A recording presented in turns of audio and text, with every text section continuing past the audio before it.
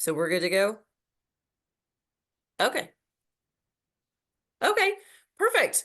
All right. So again, apologize for the technical difficulties, everybody. So I'm really excited about this first session. So full disclosure for those of you who don't know me, I actually spent 10 years in secondary up in Limestone County schools before transitioning to UAB. And this first presentation on the invisible backpack that Anna Gaston is going to do for us, I'm personally pumped because I know what it's going to do for you high school counselors. So, Anna, if you want to get going and take Yeah. it off, then the floor is yours. Okay, great. Can you guys hear me okay? Yeah. Good. Okay, just want to make sure after all the difficulties this morning. Yes, I'm Anna Gaston. I am the student assistance counselor for Vestavia City Schools, and I'm a social worker. That's really what I do. I'm a social worker for the district. And my background started out in social work as working in foster care, so got to know trauma and crisis really well, and I love teaching about it and spreading the word about trauma and the invisible backpacks that we all wear. So I'm just so grateful for the invitation to speak today, because I think the more that we can talk about it and get it out there, it's real and it affects all of us, even as adults. My information is on the screen. If you guys have anything you want to talk about afterwards or have anything you want to follow up on, please email me, call me. I like to be a resource once I've presented, like I'm a resource for you. So we can go to the next slide.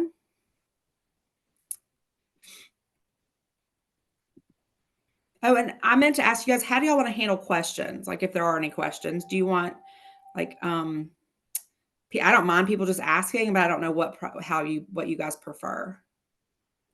Are you okay with them putting things in the chat, Anna? Sure, Okay, absolutely. perfect. Absolutely.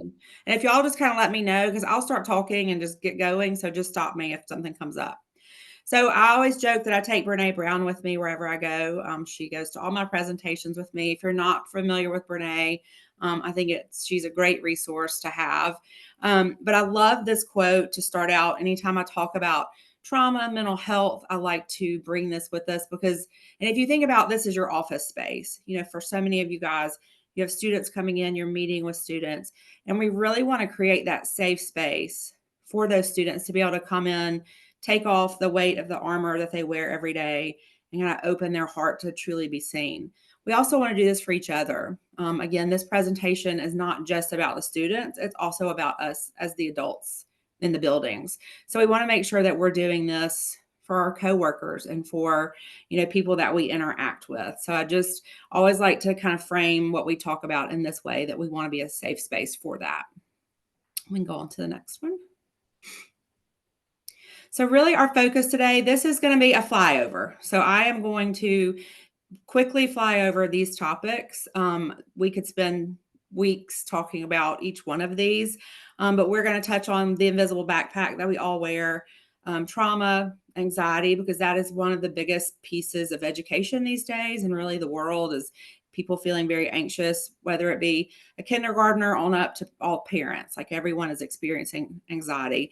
And then I'll also like to really wrap up with the idea of self-care and self-repair, because as we deal with kiddos that wear invisible backpacks and traumas packed in there, we have to take good care of ourselves.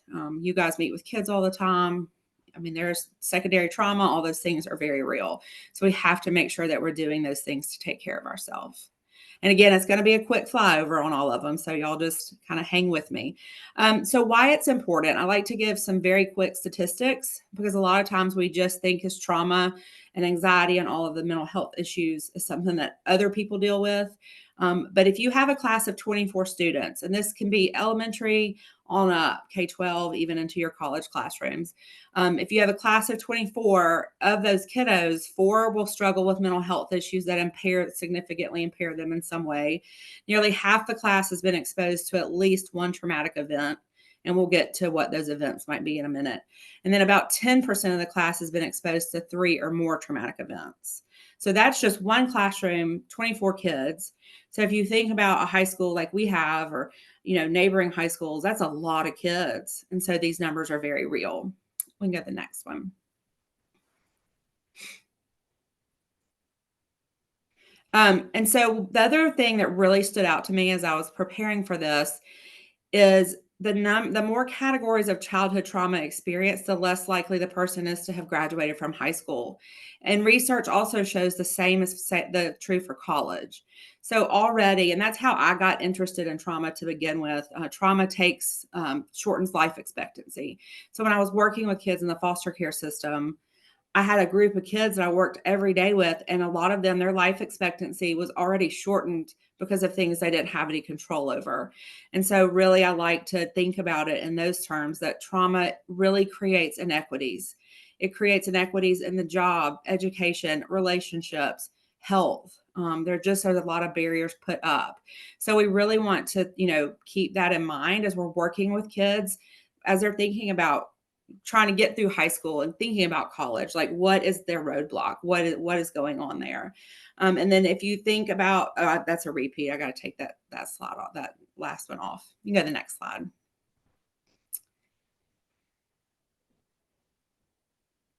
So college age students, which I thought was so interesting when I was trying to tailor this more towards the older kiddos.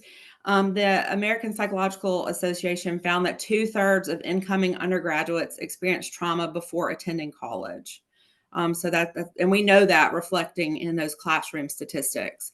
Nearly half of the students who attend college counseling sessions. So once they get to college and access that mental health world in the college sector, half of those kids say they experience trauma. And that's actually a 10% increase since data was collected in 2012.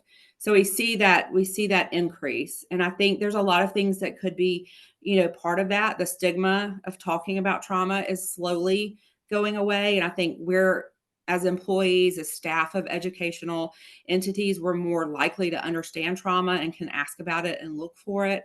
And that's why I think it's so great that you guys are, having me do this presentation, because sometimes we just get busy and we don't think about these things. So I think, as we see those numbers trend up, that's something that we're all going to have to respond to. Okay. So invisible backpack. All of us every day get up and we put on a backpack that we don't see, but we feel it, and it can be a good thing, and it can be sometimes not so good. But in that invisible backpack is packed full of our beliefs about ourselves, our beliefs about the adults that care for us. And so for us as adults, it could be beliefs about those people within our family, and then beliefs about the world around us. And so we can see how things like trauma and anxiety, they really start to dictate those beliefs.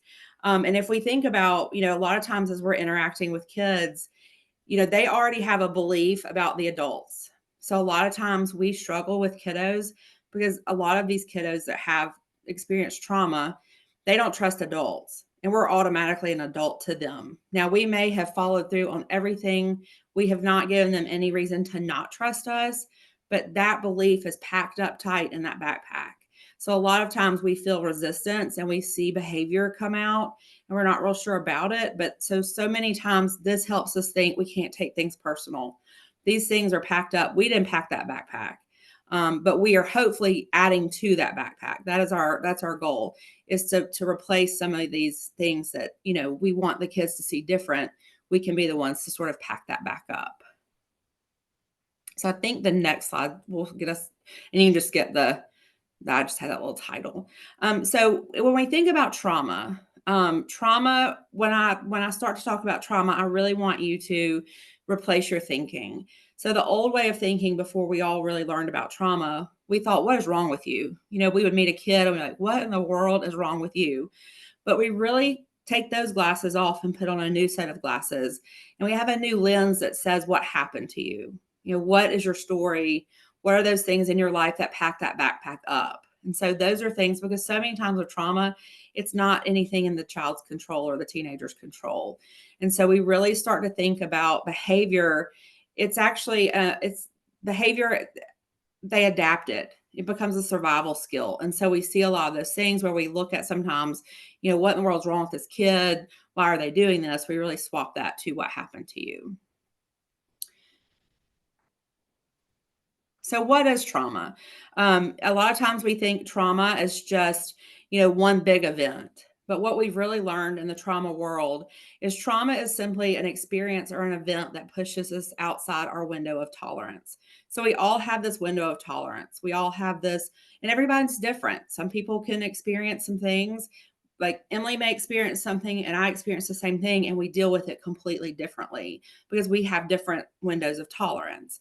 And so trauma becomes any event that pushes us outside that window of tolerance, and it really makes us question our safety, our well-being, and it really creates doubt for us. So we have those things called big T trauma. Those are things we would all agree on. Those are major events that anybody that you polled would classify as life-changing. That would be a hurricane, a natural disaster, the fires, those things that we would all really say. But then we really start to explore what we call little T trauma. And these are those experiences that add up over time. These are those things that we all go through maybe, and we experience them, and they just add up and add up and add up. And it really starts to change how we feel about ourselves, how we view other people, how we view the world. One thing that's been new in the little T trauma world is really thinking about like how kiddos in schools deal with microaggressions. I always like to give that example. Those words they hear every day against them in some sort of way, that's a little T trauma. So if we're not encouraging our students to be responsible and empathetic, then some of that little T trauma can happen, and we're not even really realizing it. But that's how you'll kind of hear in the trauma world. And if you're interested in it, Dr. Bruce Perry is kind of the grandfather of all things trauma. He wrote a book with Oprah Winfrey, and it's actually called What Happened to You. And it gives you a great overview of things all about trauma. And it really goes into these big T trauma and little T traumas. So it's a good way if you're interested in it. Some people are like, no, thank you. Trauma is the last thing I want to read about.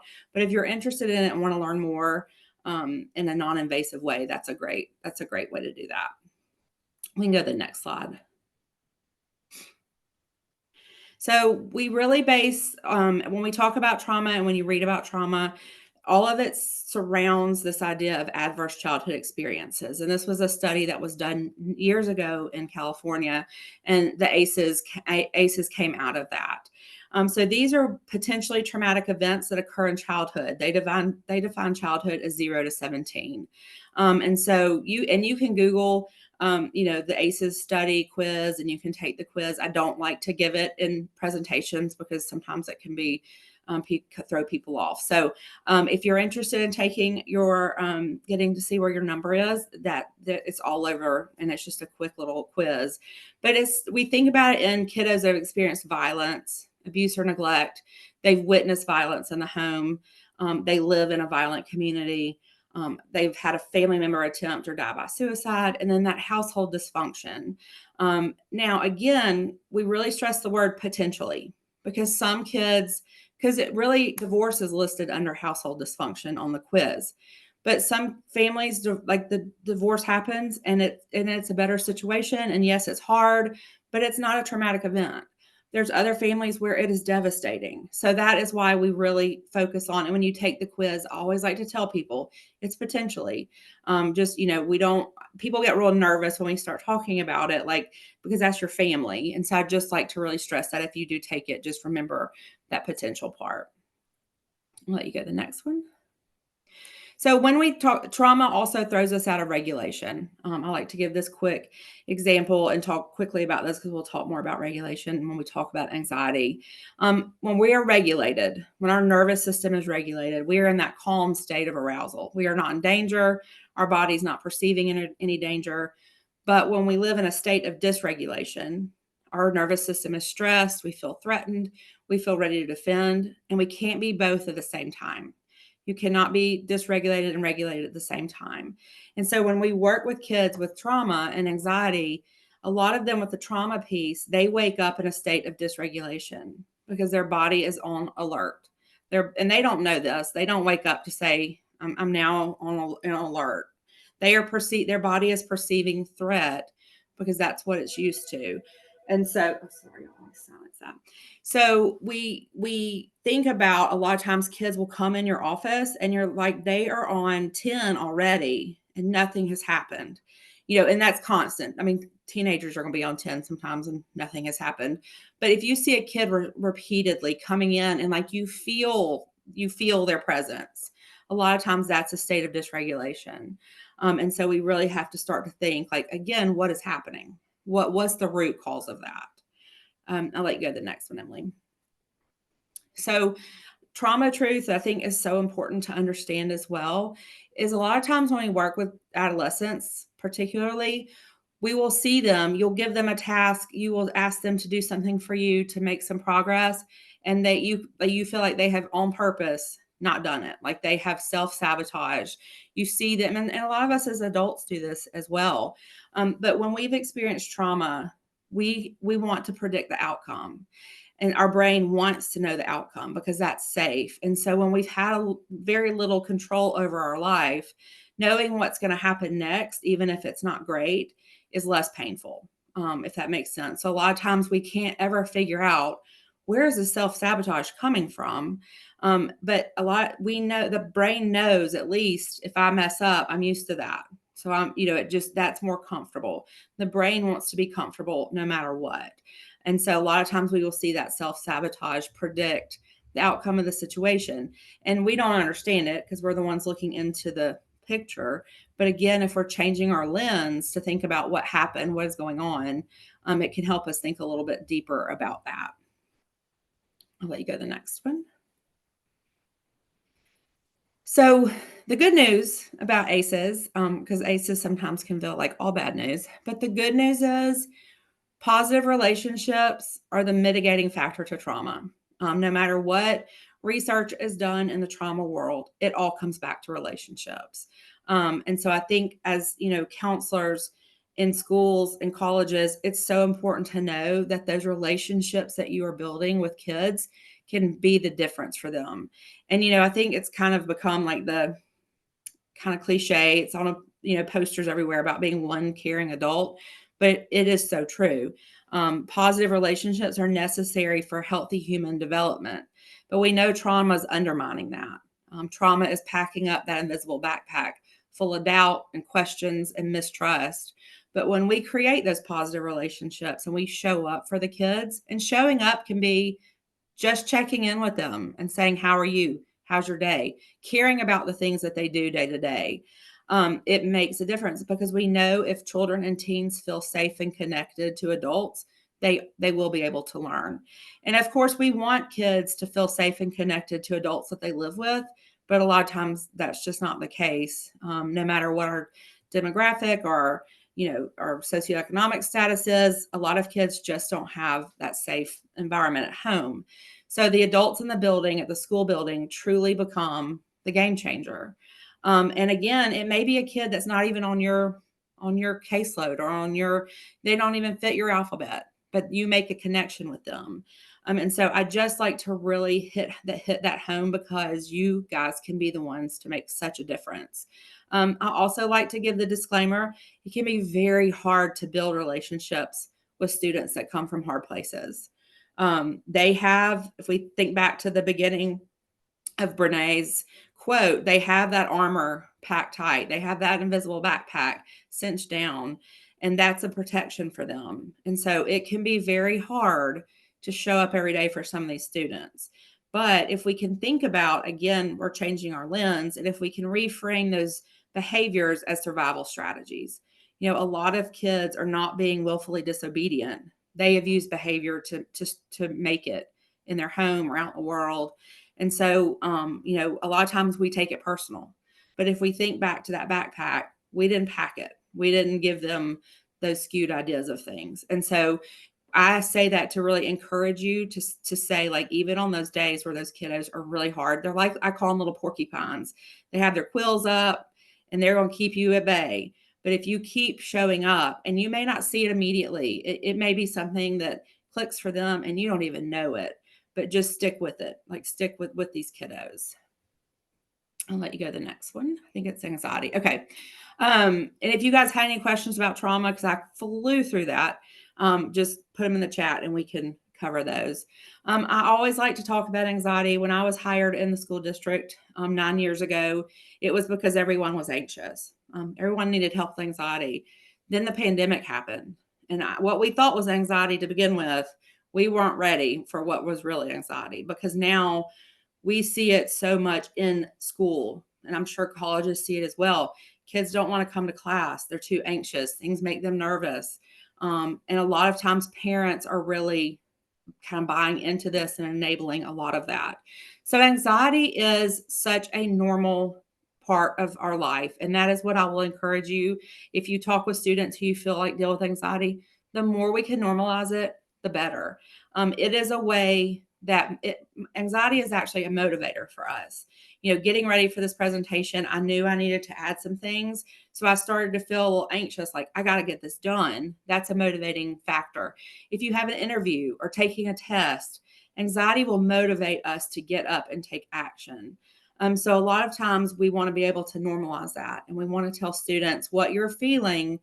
That very base level anxiety is totally normal, because right now they're hearing a lot from social media, from TikTok, about different mental health diagnoses, and sometimes they will take those on and kind of wear those, and so they don't even understand it though.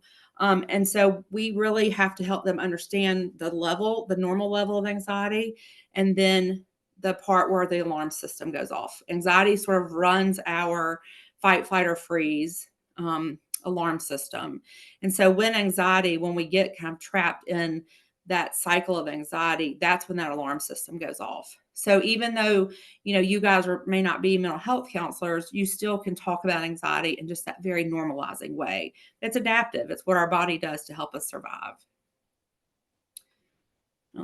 So anxiety has been, and for this slide is 9 years old. And I think it's worth still saying the most common emotional behavior disorder in childhood and adolescence is anxiety. It has been that way. 10 to 15% of children and teens have an actual diagnosis. That's another thing. We talk a lot about anxiety, but feeling a little anxious and then having an actual diagnosis are two very different things. But lately, anxiety has just been lumped into one category. The third statistic is so interesting to me, and I like to bring it up, is 8% of teens aged 13 to 18 have an anxiety disorder, but the symptoms started emerging at age 6. So that is a very large gap between age 6 and then 13 to 18 when they were actually diagnosed. So what that tells us is it was getting worse, and it was getting worse. Where if we can, if symptoms start emerging at 6, if we can start educating and saying, hey, like this is normal, let's figure out how to deal with it. Let's put some coping strategies in that backpack that you wear that we don't see. Those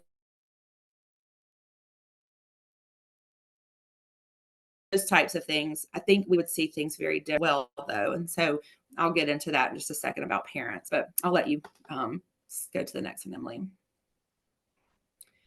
So the difference in anxiety and fear, because a lot of times people are like, I'm not sure if it's fear, if it's anxiety.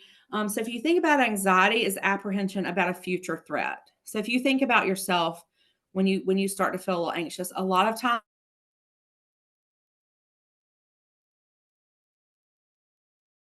it is,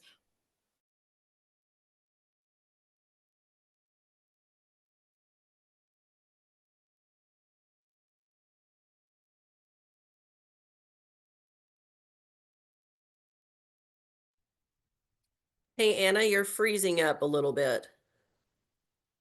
Just FYI.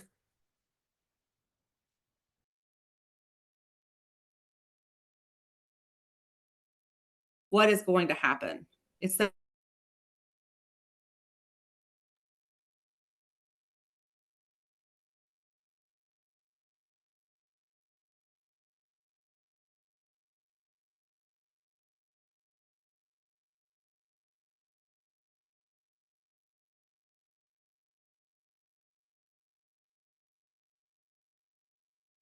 I wonder if you could if you could bear with us for a second. I believe Anna might need to log out and then back in.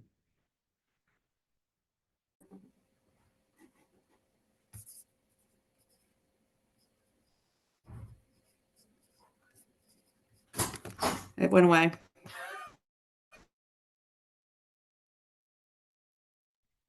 And I believe we can hear you He's now, gone. Chris. We just can't see you.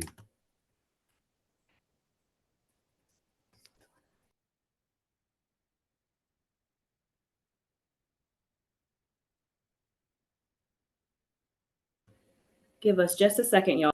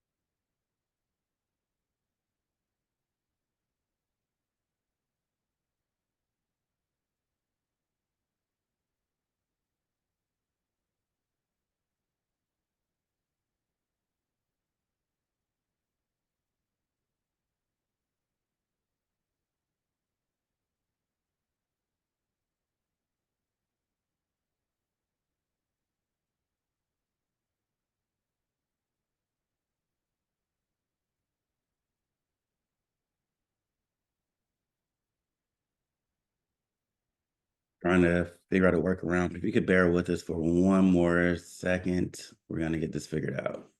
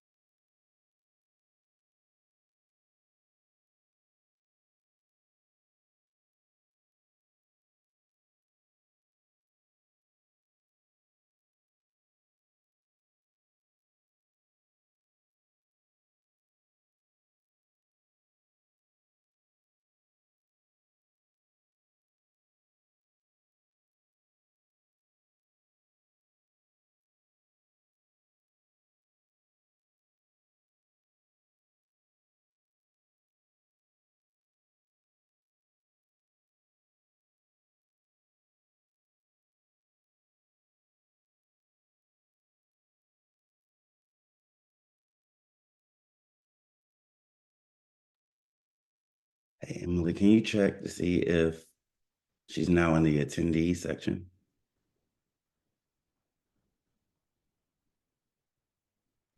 No. She's not in there. Aisha messaged me and said they're trying to get her back on. Okay. Oh, there she is now.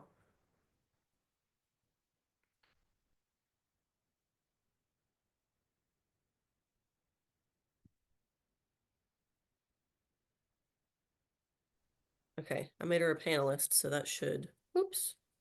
All right. Let me go. All right, can y'all hear us now? Yes. Oh, okay. Talk about anxiety and stress, right? Here we go. Right. Talk about the importance of being flexible. Okay.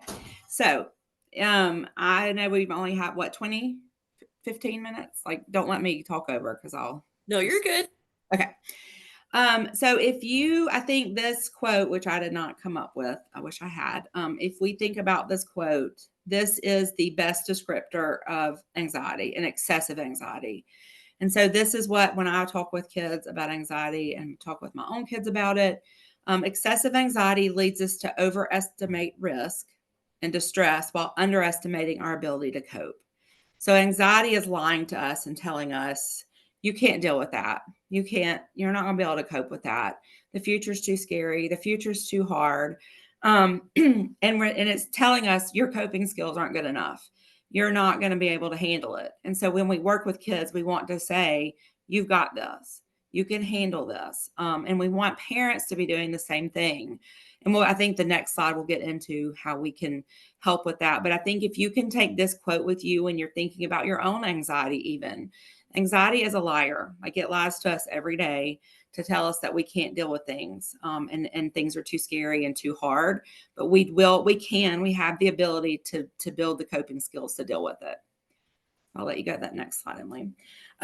So all behavior is communication. I'm sorry, y'all. I'm dealing with a cold, so I hate that. But also all behavior is communication. If you can think about this for yourself, this is true for us as adults, also true for the kids that we work with, our own kids. All of us communicate through behavior. We communicate our thoughts and our feelings through behavior.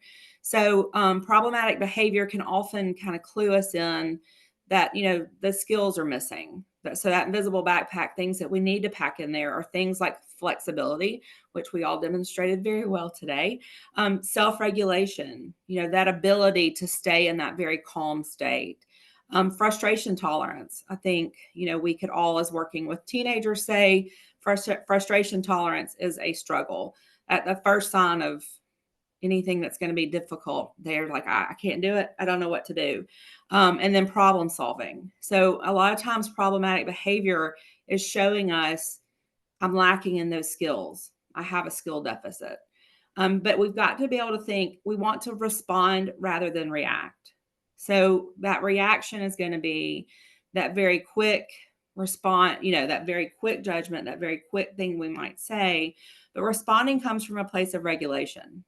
Responding comes from being able to think about things. Reacting is dysregulating.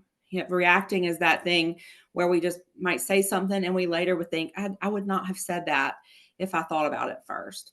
So, as the adults in the building and as the adults that are modeling this for kiddos, we really want to make sure that we are able to respond rather than react. Now that is hard, especially in your own homes, if you have your own kiddos, because we feel stress and we have things happen, but we really have to make sure that we're able to think about that. And again, that's just adding to that lens that we're looking through. That behavior sometimes it's always communication, so it helps us think this kid's not just, sometimes we'll be like, that kid is bad.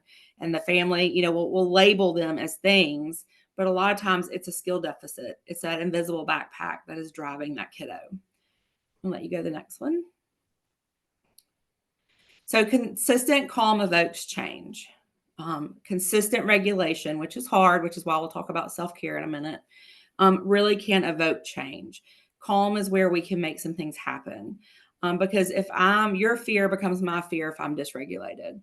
If I go into a situation with a kid and I'm fearful something's going to happen, we have mirror neurons in our brain. And so when we're talking with someone, our brain is always trying to mirror what the other person is doing. The neurons do that for us. We don't know we're doing that. So if I'm dysregulated, I'm most likely going to have that effect on the other person. And so this can be a practice, like staying calm when you're frustrated or stressed or having a rough day. Staying regulated is a practice. It is something that we really have to think about. I love the stop, drop, and roll. I use this all the time with my kids, and I've taught this to them. When I was growing up in elementary school a long time ago, I joke, I don't know what was happening, but we were being taught what to do if we caught on fire. Again, I don't know what was going on in the world that I was going to catch on fire in fourth grade, but we actually had to practice stop, drop, and roll. Which now looking back, I'm like, that doesn't make sense to me, but it makes sense to me in this world. So when our brain is on fire, when our brain's dysregulated, if we can think about the stop, drop, roll, if we can stop talking, because a lot of times our mouth will get ahead of us and kind of take over. If we can stop talking, there's power in that pause. If we can stop, take that pause and drop into a long exhale, like really breathe in, breathe out, that gives us that immediate pause. That is responding rather than reacting. And that helps us roll back into relationship. Because if we respond to things rather than react, we're more likely to keep that positive relationship going. we're more likely to build rather than we are to take away. And so if you can think about the stop talking is the really important part, because we get into a situation when we react, we say things very quickly. And even with social media, this is another piece for teenagers that you're working with. This has to happen, on social media as well. We have to take that pause, and we have to teach kids to take that pause, and we can model that as the adults in the building. I'll let you go to the next one, Emily. So again, just the power of relationships. I wanted to do a quick slide on that, and I think empathy is next. I cannot stress enough the power of that relationship. Positive developmental relationships, and that's what, as counselors, you guys are engaging in. You're engaging in developmental relationships with kids because you are part of that development for them. They're characterized by warmth, consistency, co-regulation. We are being that thermometer rather than a thermostat. We're setting the tone. And so we really want to think about positive, trusting relationships. They're healing for us. It's fuel for healthy brain development. So even on the high school and college level, their brains are still developing. Our brains are not fully formed until mid-20s.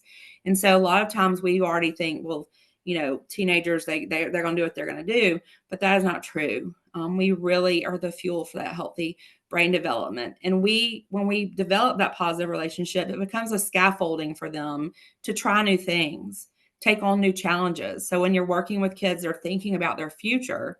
They're much more likely to do that when we're building that relationship with them. And their brains it's fueling their brain, and we don't really even realize it. So again, just speaking of the importance of, it's not just a kid coming in your office. Like, you have that opportunity to form that relationship. And as we work with teenagers and college kiddos, it takes a lot of empathy. Empathy is one of those things that we talk a lot about. It is a hot topic right now. Like, it's on every core value. We all want to be empathetic. But empathy, I always heard, stepping into someone else's shoes. And that's true. However, we have to be able to do that and understand their feeling and their perspective. And so when we work with teenagers and college kiddos, their perspective is not always our perspective. We see things differently as adults, and we want to say, let me tell you how to do that because I've done it, and I can save you the heartbreak, and I can save you all these steps. But that's not true empathy. Empathy is, I'm going to try to imagine it from your perspective. I'm not going to judge it, which that's the hardest part. A lot of times is when we work with teenagers, we become judgmental because we're like, I can tell you how to do this. I'm the wise adult. But we have to be able to let them really understand. We have to understand their perspective. And we want to seek to imagine what they are feeling, not us, which is hard for us because that's where we live. So we really want to be able to imagine what they may be feeling and see their perspective. That's true empathy. That's us practicing empathy. And so I always like to kind of give that definition, because as you build those relationships and you see opportunity for relationship, it's a great time to practice this empathy piece. And it can really help just in life in general. Next slide. So how to help. I think practicing empathy, building those positive relationships, but also really encouraging teens to confront fears, figure out how to problem solve, and challenge their thoughts. If you have a kid in your office that is what ifing, what if this happens? A lot of times I'll say, well, what if? Like, let's go through that. Let's step out. What if that happens? Because a lot of times the fear of what if is so much bigger than it just happening. But the problem solving comes on the other side of it. Like, what if that thing that you're most scared about happens? Let's talk about what the end result is. That's kind of challenging thoughts. Then we also want to really make sure that we're encouraging, if you work with parents with those kiddos, we want to normalize this, and we want to encourage them to allow the teens to confront things. Because a lot of times if we're parenting a teenager, if they're afraid of something, we'll just say, well, let's not do it. Then we don't have to do that today. But that's not beneficial, because problem solving comes through problem. Working through conflict comes with conflict. We can't figure that out without experiencing it. So we really want to make sure that we're remaining calm when we're dealing with these kids. We're helping them problem solve. And we can do that all in a very matter-of-fact way. We being very clear with them, is a great way to do that. All right, I think I'm gonna skip. What's the next one? Because I really want to get to the self-care piece. We'll skip that one. Okay, so I really wanted to touch briefly on self-care and self-repair because they're a little bit different. Self-care, because I think all these things I've talked about impact you as the counselor. Dealing with kids, teenagers, young adults, day in, day out, it wears on us, and because we have our own life and we have our own set of stress. But a lot of times, what we think self-care is, because self-care is also the buzz right now. It's massages, it's skincare, it's doing something, it's golfing, it's doing those things. But if I go for an hour massage at minute 61, I'm coming back out to the stress that I left. There's not been any true change for me. Now, I may feel more relaxed. I can deal with it a little bit better. But ultimately, what I've done, I haven't changed anything. I have not worked towards anything. So, what self care really looks like, or things that make people real uncomfortable, is crying, is showing emotion. It is letting things out. It's setting boundaries. It's saying no to things that we would have said yes to before because we don't want to hurt someone's feelings or we don't want to come across as not helpful. But it's really looking at what boundaries can I set. It's having difficult conversations.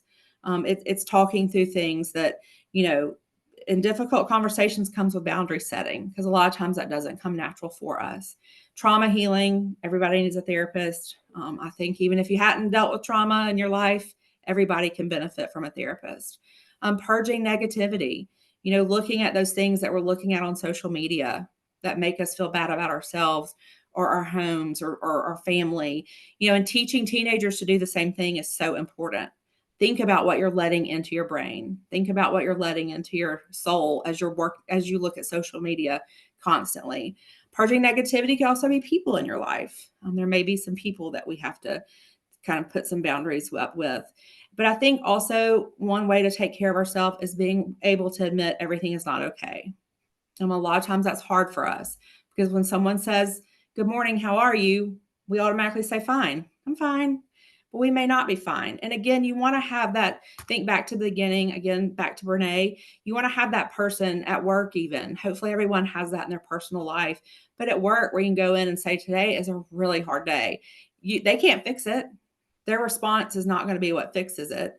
It's just that connective piece. It's that positive relationship where it puts us back. It can help us be back in that state of regulation. So then we can deal with it a little better. But again, I just encourage everybody to set up spaces for themselves and coworkers.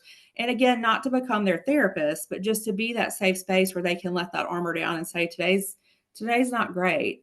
Because when we model that for other people, it's so important. And I'll let you go to the last slide. So self-repair. And I love this. Is sort of a newer idea for me. And so I'm excited to kind of try it out in this space. So self-repair is sort of another step of self-care. So it's that idea of we're really digging deep to think about ourselves and how we're interacting with the world, and really thinking about reparative practices. So these are sort of questions that I think I'm sort of running through every day, maybe not all of them every day, but picking a question a day to really think about, because it's making us turn inward and it's helping us sort of repair. If we deal with dysregulation, it can help us repair some of that. So questions like, what are your reparative practices? What are those things that you do that sort of repairs the inside? What does your body need right now? A lot of times we have to think about that. And a lot of times the answer is rest. And we don't like that because we're busy. And it makes us, we've got to stay busy. We got to be out there doing things. But a lot of times your body doesn't need that. Are you choosing regulation? I think if you can reflect back on your day, are you choosing regulation? Are you choosing regulation for yourself? Like looking at those opportunities that you had during the school day or during your personal day of what were those situations where I didn't choose regulation? Because if we're stop, drop, and rolling, we're taking that pause. And so we can really start to think about that. Is this choice in service of my own well-being? And that to me is the biggest boundary question. Like, am I protecting my well-being when I make this choice? Because we do have to protect our well-being, because being in the helping profession, like we all are, our well-being is already sort of out there for everybody. So we really want to make sure we're making those choices. And then where should I have used my no today? I love that question. And we can ask this question of ourselves every day. And we're always going to have a space where we should have used our no. But we also have to recognize just being aware of it helps us know to set that boundary. And so I really think, if you enjoy journaling or if you enjoy just sort of, getting things out of your head, taking some of these questions and just starting to get in the practice can help you start to repair some of that while we're using those other self-care methods. So it's sort of just a different way to think about that. Questions from you guys, because I just flew through that so fast so I wanted to be mindful of the next presenter. So are there any questions or anything anybody wants to say? Well, Anna, we appreciate you for joining us today. I work with you and I feel like I always learn something new when I hear you Oh, speak. thank you. So it's an honor to work alongside you, and thanks for joining SACAC today for our drive-in workshop and bearing through the technology challenges. So we appreciate you. Absolutely. And y'all please email me, call me, like if people have questions or want more information about any of the topics, please, put me in your resource bank and use me when you need me. So I appreciate it, you guys. All right. Well, thank you, Anna. Okay. For everyone else joining us, we're going to take a quick break, about 7 minutes before our next session. So feel free to grab some water, take a stretch break, do what you need to do before we get started right at 10:05. Thanks, y'all.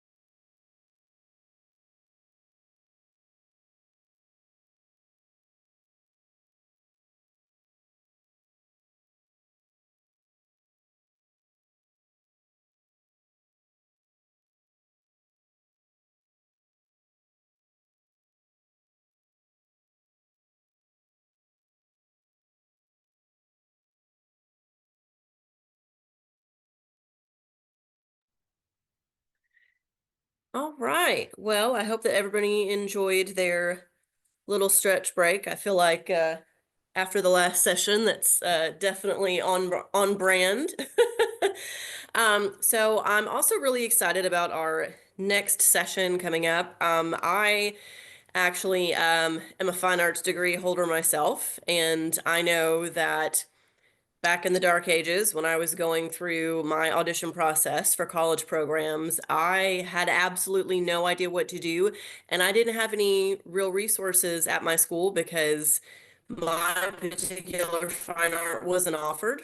So I didn't really have anybody to assist. So I think I'm really excited to have Carol with us today. I'm going to let her kind of introduce herself and get going. And I think we're going to all take away a lot of really good information here. So I'll pass it off to.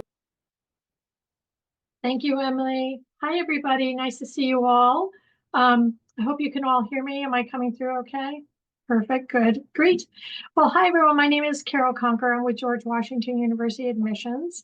I have a kind of an interesting background. I do have two fine art degrees. One is a BFA and one is a MFA. And for the first, I guess, third of my career in admissions, I worked in small art colleges in the Northeast and the Southeast. And then I transitioned to university, grander university style admissions. And I did more of a generalized admissions process, but I was always the kind of key point person in our admissions office related to anybody applying to our art scholarship. And then in 2014, the university, George Washington University, merged with a small art school in Washington, D.C., which was called Corcoran School of Art, or Corcoran College of Art and Design. And now it's part of GW fully. So I'm still rapidly involved in that. And I've been giving this kind of presentation through SACAC, through other means. So I'm very happy to do this once again.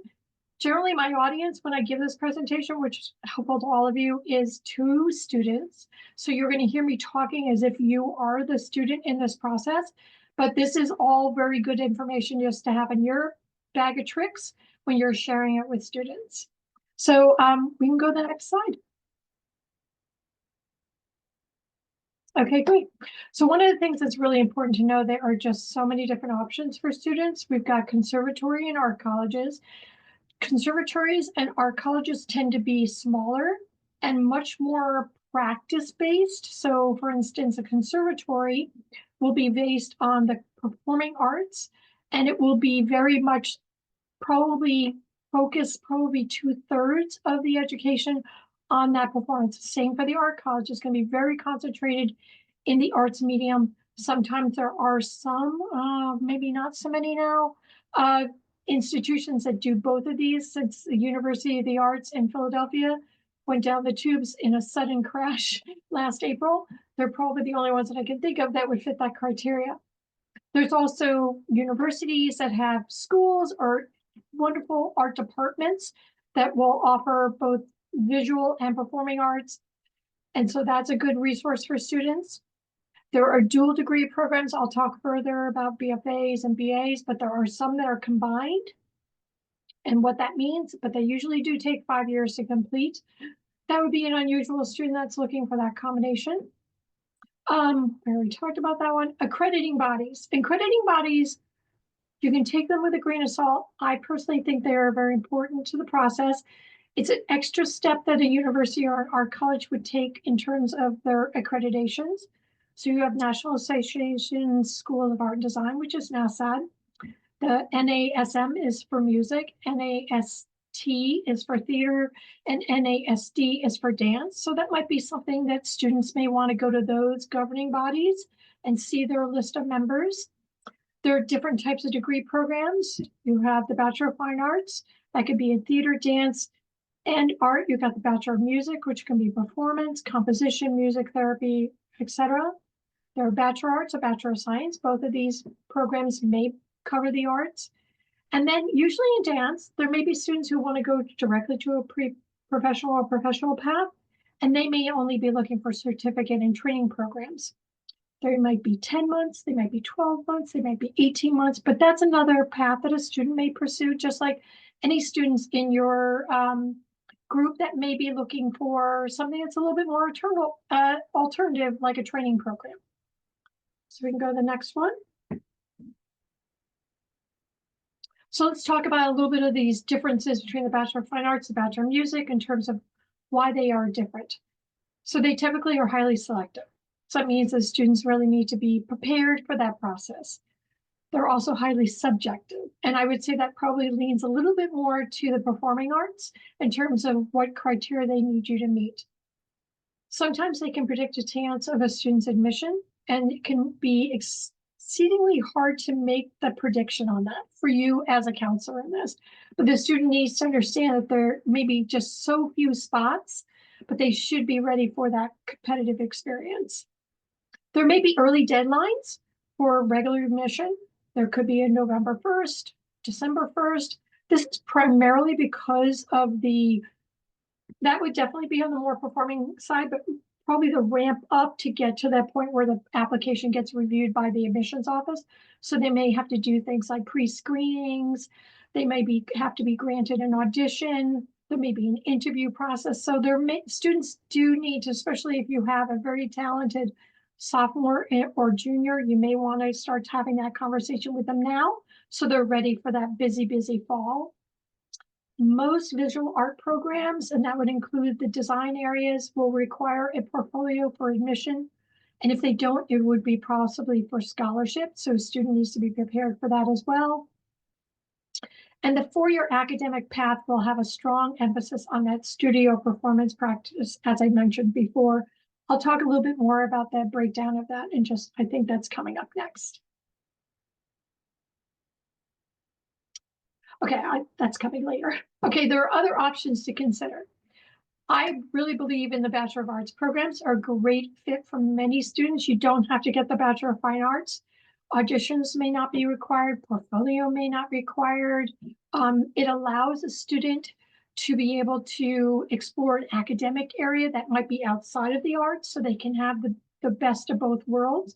They're doing the arts and that academic passion that they have. So it's a little bit more flexible, and it gives a little bit more grace for a student. Sometimes they can even switch into a BFA program once they're in a BA program, but I want students to look at those options as well. The art supplement is something that may or may not be and I'm going to use that with quotation marks because the common application is not the only one that uses the art supplement. So the art supplement does demonstrate artistic skills for non-audition or non-portfolio schools. It can include avenues to upload. That would include slide room. They may have their own portals or uses to get those videos or audio files. Students need to have an arts-based resume. They may be required to have a headshot. So they really should be looking into that professional headshot. Recommendations from art or performing arts teachers or professional artists or even performers. Those are all going to be things that are different than the traditional application process. So students probably should have those at the ready, should they be required. And the student may want to structure their activities, whether it's through their common application or other college application, so their arts talents are very obvious throughout. I want to make sure that I'm going to be talking about the BFA also. Okay, if I don't cover what the BA and BFA break down academically, I promise to get to that. So let's go to the next slide. Okay, important steps to take. It's never too early to start. Students really need to think about their priorities. Do they want to emphasize the arts? Is it academics, or is it truly both? That's a great counseling moment for counselors to really sit with students and to really see, like, let's talk deeply about what your interests are and what would be good fits, and maybe you'll have a couple of things on their list. Students should look for performance opportunities, workshops, specializations.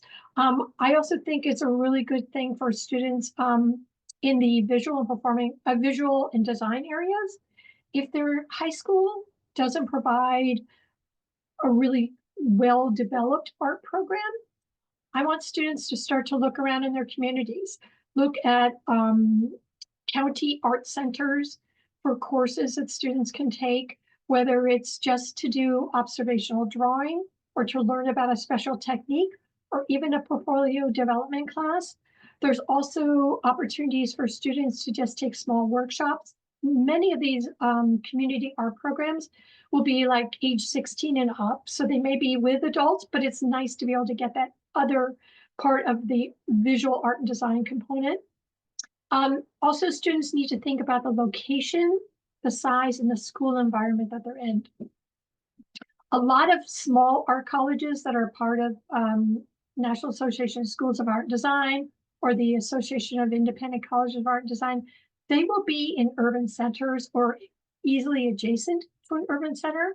But there are lots of great, wonderful art programs within universities that are not within city centers. But so students really need to think about their environment. They want to think about things like, is there housing included, or is this something I have to find on my own? What kind of, the things that every college student is looking for, clubs and activities and things like that, opportunities for performance as a student at the school, opportunities for gallery work and how they can get their build up that gallery resume as well. Just like I'm sure you tell your students all the time, that how you track your activities, make those spreadsheets, however they feel that want to organize themselves, it's always really super important. And they should make sure that they're looking at the criteria for the degree programs at schools that they're interested in. So they may have to do some deep dives into academic bulletins just to see what structure of the classes. I'll give you an example. At GW, we have a Bachelor of Fine Arts degree in interior architecture. It does not require a portfolio, even though our other BFA programs do require a portfolio. And the students do not start to take their studio practice classes until their second semester of their sophomore year. So it's a kind of a unique approach, and they'll actually complete a lot of their academics in that first year and a half. So the remainder of their time, they're focused on their studio practice, and they do have a practicum that they will do. So that's an interesting thing. So students need to look at, oh, that's an interesting way of looking at the way the structure of what my experience will feel like as a college student. And visit programs, as you know, you tell students all the time, visiting, look for those opportunities. There might be special days of the week that a student can explore and tour the art programs. Are there any virtual programs that they can actually have face-to-face time with faculty? So the students really need to take time to do all those things. Students really need to concentrate on fit, but also cast that super wide net, I think, especially on the performing arts side, because there may just be a small number of spots available for dancers, certain musicians, certain theater opportunities, especially if the student's interested in tech theater and design. There just may be smaller spots. So they really may have to have a very big list, more maybe bigger than you're used to seeing. And then they also get that relative importance. Where are they weighing their priorities as a student? Do they really want to be recognized for their talent, or is academics more their priority? And then this would be that added bonus experience for them. And then when they get into that senior year, and I'm not on the performing arts side, so I don't know if pre-screenings also may occur in the latter half of the junior year of high school, but generally they are in the fall. Some of them may be summer. But if there are pre-screenings, that would be like an audition opportunity. Students need to be prepared for everything that they may need to have. They may have a monologue. They might have 2 monologues they have to do. They may have to do a certain type of musical performance. If it's voice, they may have to do it in another language. So the students really need to be prepared for all of these different nuances. And it can be overwhelming. So the students do need to be organized. And then I do recommend, especially I think more so on the portfolio side of things, if students can get their portfolio reviewed before they're ready to submit it, whether that is a visit to the college campus and then they do arrange for a student to have that sort of soft interview portfolio evaluation. There's also the National Portfolio Days. The one in the Southeast occurs in Atlanta in October, I think. That's another opportunity for students to meet with different colleges and universities that have the accreditation with the National Association of Schools of Art and Design. So this is a lot to help your student through. But if a student gets organized in this way, they will be absolutely prepared for what comes next for them. And then I think let's see what the next one is. Okay, these are the do's and don'ts. Before I do this, I do want to, and I'm going to look at my own set here. Yeah, I do want to talk about the difference between the BA and the BFA. So the BFA is 120 credits roughly. That's during the Bachelor of Fine Arts degree. 2/3, say 78 credits, will be studio practice. The remaining credits will be the liberal arts. So a lot of times the students will have their first year may incorporate something called a foundation year. It'll be like a survey. They'll do a variety of arts studio practice work. Within that, they may have a class that's focused on what their intended major may be, whether it's graphic design, fine arts, photography, sculpture, whatever you can think of. And then they'll do a couple of academic classes. If there's math required, they'll have that math. If there's there'll always be art history. If there's an English course or a writing course, that will be incorporated in that. And then the next year, they'll go into their major. They'll keep continuing with this 2/3, 1/3 model, but the studio courses will be directed toward their major a little bit more. So if they chose graphic design, all their studio classes will be in the graphic design area, and they'll have 1 or 2 courses that will be in the liberal arts. And then when they get to be a junior or senior, they may or may not have completed all those liberal arts requirements, and they may have just all studio classes for the remaining. And then their senior year will probably be a lot focused on that graduation requirement, which may be a full body of work, including a exhibition. So that's kind of the pattern a bit. Emily, did you do a Bachelor of Fine Arts in theater or music? I actually have a BM in You have a vocal Bachelor of performance. Music. Mhm. And did that pattern sound very similar in terms of focus and how you eventually get your senior year for music?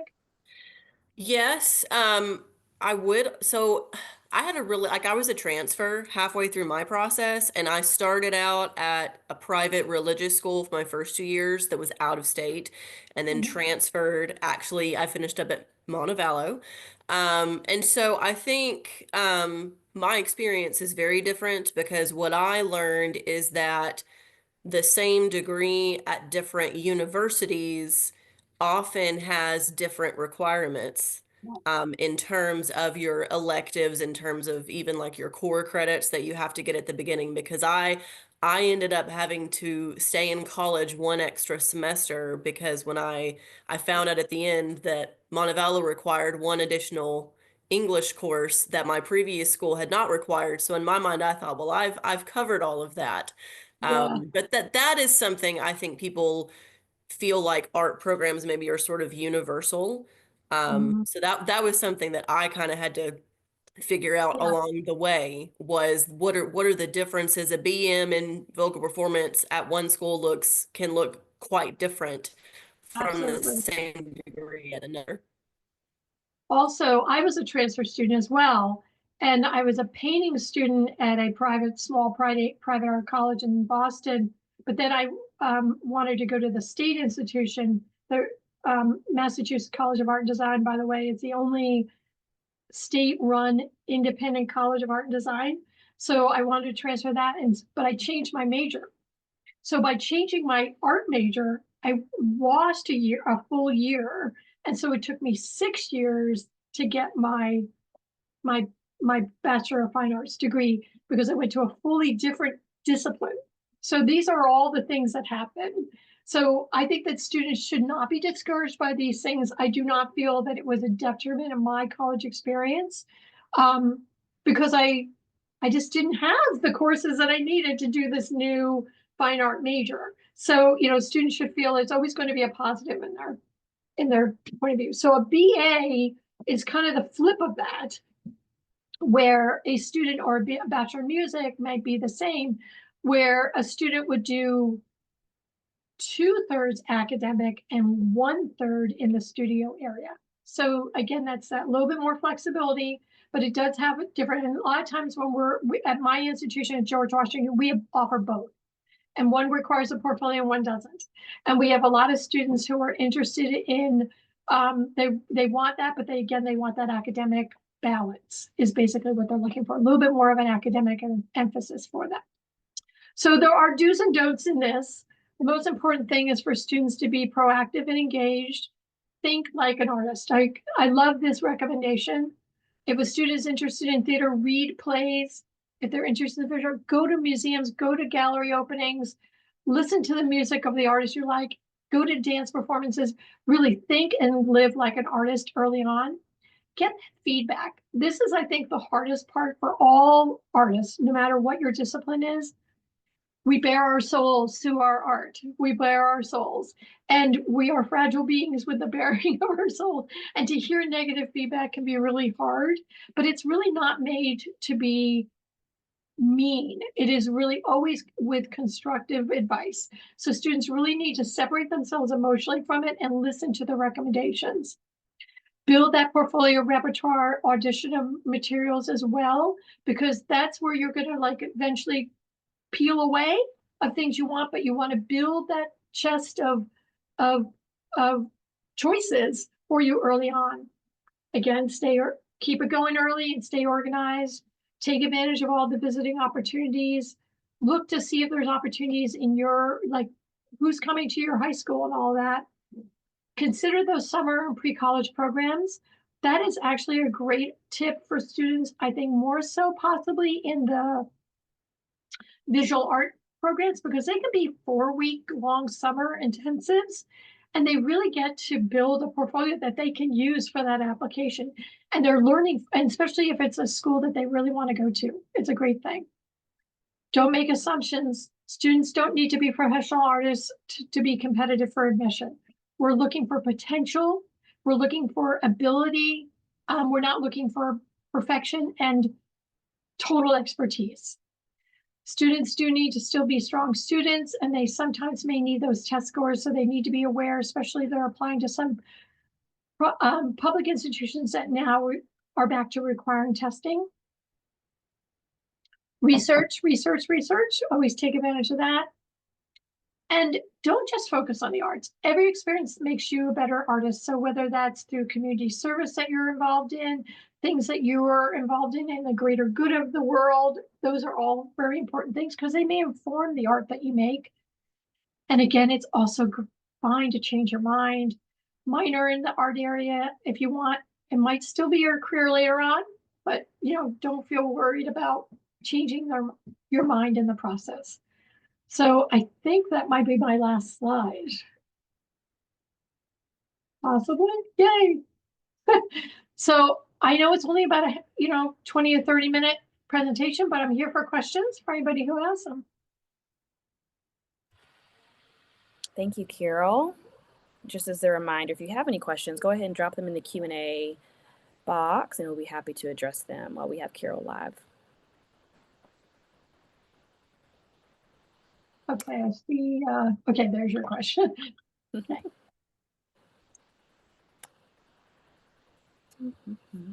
I will ask Carol, giving people a chance to add some things if they need to. When thinking about just the admissions landscape over the last several years, things have changed, right? We've been through a global pandemic, test optional, shifts in the concept of campus visits. Are there things that have changed over the last several years as it relates to the arts admission process that you've seen? And if so, what are those changes that have happened? Well, I think the biggest thing, obviously, is the opportunity for a lot of this to be done virtually. The portfolio days, I think the first fall of the big, where we all were running around like chickens with their head cut off and nobody knew what the heck to do. They did run those programs virtually, and I still believe they have some of them that are done that way. I think basically the students get this like a one-on-one with whoever they either as a faculty member or the admissions representative. So the student does still get their work to be reviewed. I think that's a big thing, but I think also the opportunity for students to do a lot of their visit through the virtual format, whether it's a casual interview or whatever. I think that our colleges, I wouldn't say are hugely selective, but I would say that there are some that are downright very selective. Rhode Island School of Design, the Art Institute of Chicago, trying to think of another, Maryland Institute College of Art. There will also be some universities that are going to be very, very selective because their academic criteria is going to be much higher. There's also the crisis of a lot of art schools are closing, just like what happened with the University Arts, where basically on a Friday afternoon, the president basically shut the doors down and violated all sorts of accrediting body violations by doing it that way. But there are fewer and fewer, which is sad. Small independent colleges, art and design, and many of them are being absorbed by large universities. Thankfully, in our circumstances, it was a very rough going, but it was also an institution that was about to completely not exist anymore. They do have their own identity, but they just are part of the university now. So I think that I think students should take advantage of what's available to them and really get to know. I think the hardest thing, like right now, I ran a report for my partners over there at the Corcoran School to let them know this is the final report list of applications. These are students who are still missing the portfolio. And there's a lot of students who did not upload their portfolio, and that chance is now gone. So they have everything else done, but they didn't submit their portfolio. So that means we cannot review that application. So that is, or consider them for admission, which is a really sad situation. So students really have to be aware of making sure that they don't miss something. It might be sitting there. It might be sitting there in slide row, but it's in the pending thing because the student never, it's sort of like every student that you've ever worked with, they're like, what do you mean you didn't hit submit for that supplement or whatever? You know, it's sitting there, but they didn't do that last checkbox. So I want to make sure that students are on top of that. May require a little bit more hand holding. So I see a question. Do you have any tips on scholarship and website for students who want to pursue the arts? Just like every scholarship advice, just be buyer beware. Make sure you're not paying for any scholarship competition. There are some big ones out there. I think the best thing is to just go through the individual institutions that the students are applying to, because outside scholarships in all circumstances can reduce the amount of need-based aid a student may be eligible to receive by an institution. So students should just be working with the universities and colleges of art that they are applying to make sure that they're meeting whatever criteria. There may be like a separate opportunity. They may have to have that interview. They may have to submit another recommendation. There may be something else they need to do. Like we do have a separate arts scholarship.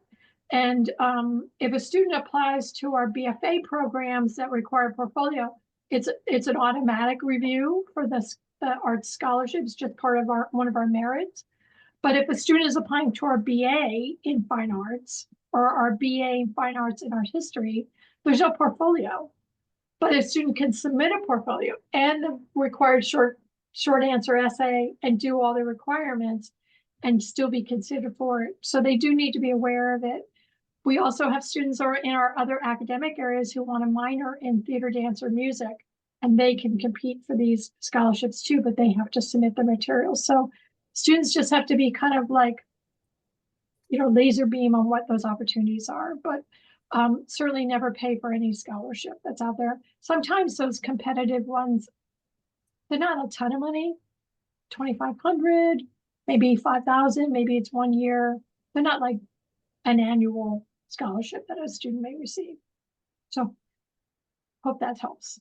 How do you direct a student who's been deferred or denied? A majority of schools they have applied to. Oh my gosh. Hopefully nobody has a student in their cohort right now. So something went amiss. Defer does not mean anything negative. A lot of art, especially the small independent art colleges, they're rolling admission. So that's kind of a good thing. So there may be some deadlines out there that don't exist, or they may have February 1 or even March 1st. I think the students should not be discouraged. It really depends on why they were either deferred or denied. It could be they're just not meeting it could be even completely unrelated to their art application for an international student. They may not be meeting the English proficiency requirement, things like that. That could be a factor. I don't know. So I think the student should not give up and they should just carry on. Do you know if you can go ahead and answer, in there, did they submit a portfolio or no? And while they answer, they also say yes, and there's also an international student as well. Mm-hmm, mm-hmm. So they did submit the portfolio, huh? I don't know. It's really hard to say why that student did not get the opportunity. Deferral could be academic and not related at all to the portfolio. You know what I mean? So, was it a early decision student?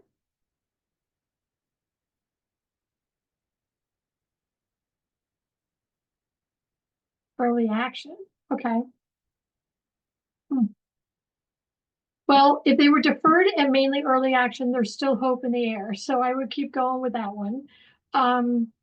And maybe see if they can contact, if there is a contact for the international admissions side, and find out maybe what else they can do. Like, what is it that they need from them? There may be something in particular. Do you know, was there an English proficiency requirement in that particular institution?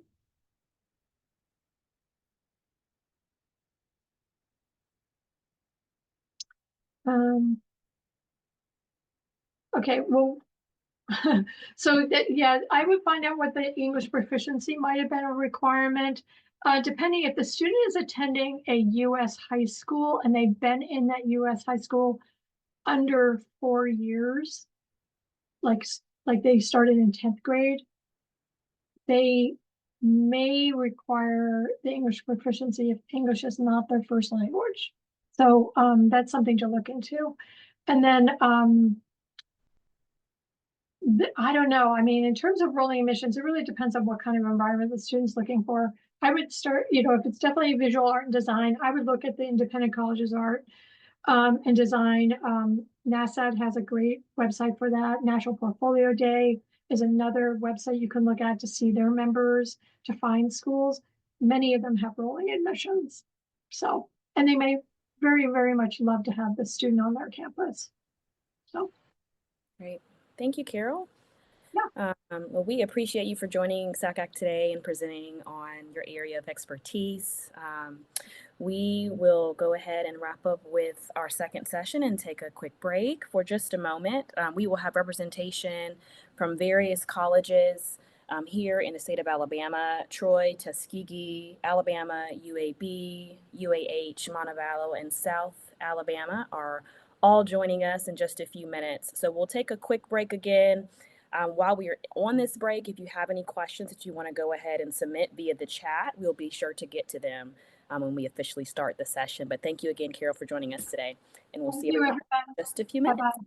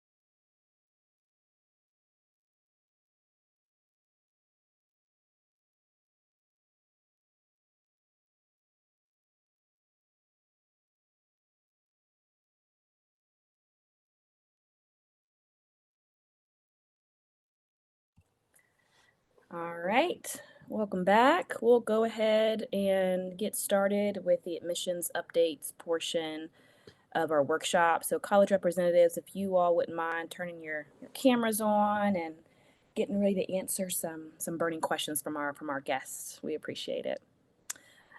All right, looks like we have everyone here. Great. So if you all don't mind, we'll go ahead and start off with quick introductions, who you are, what institution you represent, and then also if you wouldn't mind sharing just an exciting update or thing happening on your campus that you're excited about.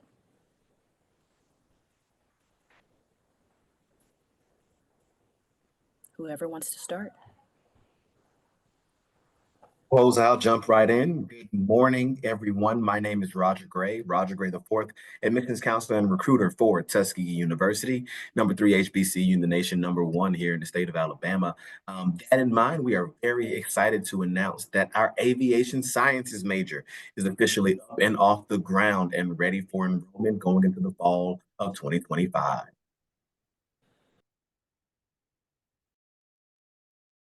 Hi, everyone. My name is Casey Slaughter. I'm the Director of Recruitment at the University of Montevallo. We started our nursing program this year, or fall 24, a 4-year Bachelor of Science and also an RN to BSN mobility program. But something exciting with that we have coming up is an early acceptance BSN that will start in fall of 25. So your students can go ahead and be admitted to the Bachelor of Science of Nursing program their senior year of high school. Well, hey, You can go, Andrew. okay, thank you. Hey there, everybody. My name is Andrew Colson. I am the Director of Undergraduate Admission at UAB. I have a lot of updates here, so I'm just going to pick the best ones that seem to jump out at me. But we are still taking applications for fall of 2025, obviously. But one of the big things that we announced this year academically was a new major in music therapy. We often get a lot of questions on the road about that, so we're really excited about that. And that is officially a major starting fall 2025. So we're really excited to have students there. And also just plug in too, we do have our big preview day in the spring coming up on February 15th, UAB Day. That is a Saturday. It is typically from about 8 to 12. And that is open to juniors as well as current seniors. So if you have any students who are interested in joining us, they can find it at uab.edu/UAB Day. And of course, they can always reach out to us if they have any questions or want to join us. Yes, hello everybody. My name is Kaylee McBroom. I serve as the regional Birmingham recruiter at Troy University. Some exciting things that we have coming up is in January, we opened up our brand new multi-million-dollar nursing facility. So we're super, super excited that students have the opportunity to have a lot of hands-on practice now, as well as a lot of other opportunities for growth within that program. We also have an admitted students day coming up on February the 17th for students who are interested in coming to Troy and wanting to explore more about our programs and organizations.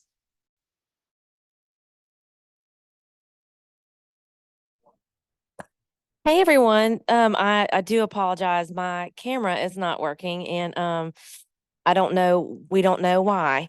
But my name is Christy Hudgens and I am the regional recruiter for Jefferson and Walker counties in the state of Alabama for the University of Alabama. And one of our newest majors that seems to be getting a lot of traction is business cybersecurity. And probably the most exciting thing that's happened this year is we opened our Randall Welcome Center on campus where our tours now start and end from. It is on the former Bryce Hospital property that the university purchased and has been working on for several years, building some really new and exciting buildings. And so our Welcome Center is really a cool experience that they patterned after when you see the football team come out on game day and through all the lights and all that kind of stuff. They have some really cool things like that students can go through at our Welcome Center. Hey everyone, my name's Adam Lindsay. I'm an admissions counselor for the University of South Alabama. I'm actually up here in Atlanta to Panera Bread right now, getting my favorite food and drinks possible. So I apologize, but a few updates from us. We have finally expanded our College of Engineering's mechanical engineering concentration with aerospace to actually be a aerospace engineering major, which is great, partnering with Airbus. And then we've spent a lot of time and money expanding our School of Marine Environmental Sciences. It is now the largest School of Marine Environmental Sciences in the country. And my personal favorite, which is we broke ground on the new College of Medicine, which is fantastic. Hey folks, good morning. My name is Chris Pinto. It's Pinto like the bean. I work with the University of Alabama in Huntsville, better known as UAH. Some quick updates. We've got a couple new undergraduate programs we're excited about, business analytics program, as well as an engineering technology program, which is like engineering, just a little bit less math, which is handy. We have some new facilities, new engineering building opening up in 2026, and a new cybersecurity facility opening that year as well. So leaning into some of our strengths there. And the last thing, just from the admissions side, we're now accepting super scores for ACT and SAT. So for students applying for admissions and scholarships, you can super score. Good to be with you. Great. Thanks, everyone. It is such a pleasure to be amongst so many friends this morning. So we will kind of jump into some questions that were pre-submitted. Again, if you have questions as any of the representatives are speaking, please feel free to drop them in the chat or Q&A space here on Zoom. But if you all would just cover, and we'll go in order of what we have on the slide here to maybe make it a little more seamless. If you all could share briefly your admissions process, and at this point in the year, January 28th, heading into February, what's available for students? Can they still apply? Are scholarships still a possibility? Those types of things. Thanks. Starting with you, Kaylee. Yes, so our admissions process is pretty simple. So students can apply online at apply.troy.edu. Once they submit that application, they will need to send in their transcripts to our transcripts email. It's literally just transcripts@troy.edu. They can send transcripts and scores to there. Once they are admitted, they will get an email from their recruiter. So if you're in Birmingham, you would get it from me that says, "Welcome to the Trojan family." It outlines their student ID number, as well as the steps to create their Troy email, as well as their My Trojan Pass, which gets them into the scholarship portal and the housing portal. As of right now, where we're at in the process is our housing is still open until March the 1st. Our merit-based scholarships are open until February the 1st, and foundation awards are open until March the 1st. So we still got a little bit of time at Troy for students to come on in. Once those dates close, we will open it up for our orientation, where students will officially commit to Troy. We don't have like an enrollment fee or anything like that. So students often ask me, well, how do I determine that I'm coming to Troy? What do I need to do? Really, we just like to see them apply and enroll in orientation. That's a pretty good indicator to us that they're wanting to come and register for courses. But yeah, so we don't really have that enrollment fee, which I know a lot of students ask at Troy. So it's really just making sure you get in your housing, your scholarship applications if you're eligible, and applying for orientation. So super, super simple.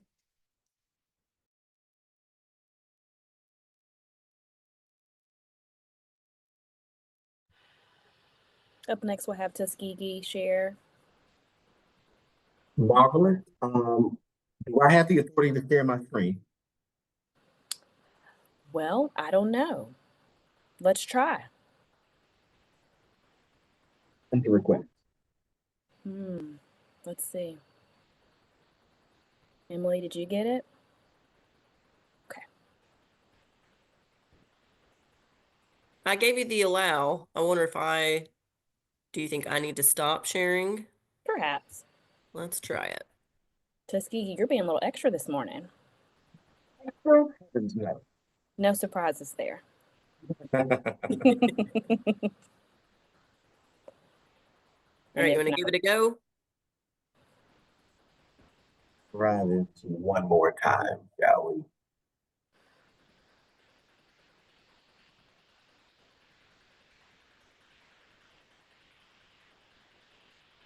Great. All right. Can everybody see it? We're good to go there? Marvelous. So, of course, this is Tuskegee University, again, number 3 HBCU in the nation, number 1 in the state of Alabama. Right off the bat, just want to talk about the fact that here we do offer a 14-to-1 student to faculty ratio. What this means is that your students will be more than just another pair of glasses in the back of Miss Abernathy's 8 o'clock Calculus 2 class, more than just another ID number waiting in the queue to get into someone's office. Here at Tuskegee, students have the opportunity to get to know every teacher, every professor, every department head, every dean, every person in every office between them and our president.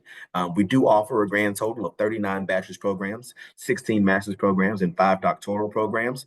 You can call me crazy, but I think it looks really nice when you have that trifecta of degrees on the wall and they all say Tuskegee University. That's just me.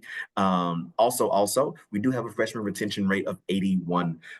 So the vast majority of the students that start their journey at Tuskegee ultimately come back to finish their journey at Tuskegee. Now, we do have our top 5 majors being animal, poultry, and veterinary sciences, in which case Tuskegee University does graduate 75% of the nation's African-American veterinarians. We also offer in our top 5 biology, nursing, business, and engineering. So if you have any students interested in those fields, make sure we have that conversation. We're also the top producer of African-American aerospace engineers, occupational therapists, general military officers. We were the first HBCU to offer you a College of Veterinary Medicine and the first to offer a Bachelor's of Nursing here in the state of Alabama.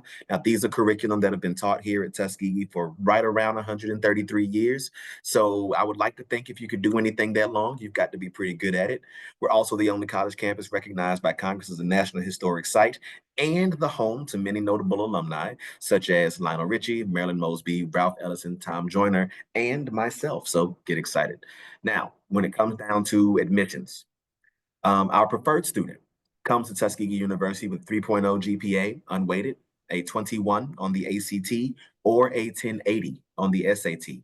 I do remind students that in the event they haven't quite hit these numbers just yet, that I still welcome them to apply to Tuskegee University because it is very possible that we can find room for them here. We do offer 2 forms of the application.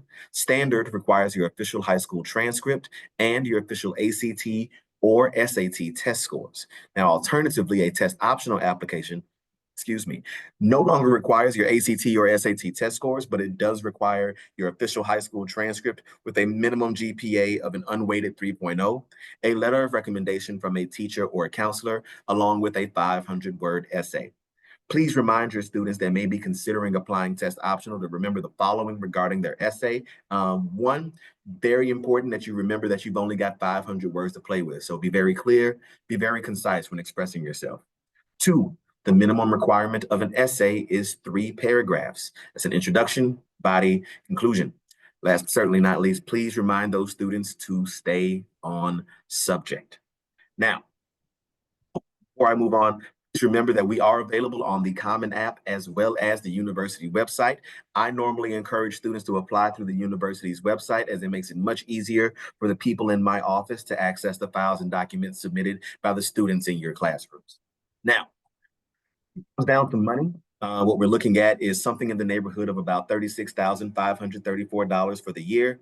That is the cost of tuition, fees, room and board. And yes, room and board includes that first year's meal plan. That in mind, it also includes the health insurance, rental insurance, student ID fee, and activity fee. Keep in mind, these are estimated, but on average, this is what it should cost to attend Tuskegee University. $36,534 for the year. We are still offering scholarships. Now, while we are beyond the deadlines for the presidential and the merit scholarships, at current, the University Achievement, University Grant, and Alabama Incentive Grants are still very much available to students applying with both standard and test optional applications. If you are applying standard, please remind those students that they must meet both the GPA and test score requirement of any scholarship they are hoping to receive.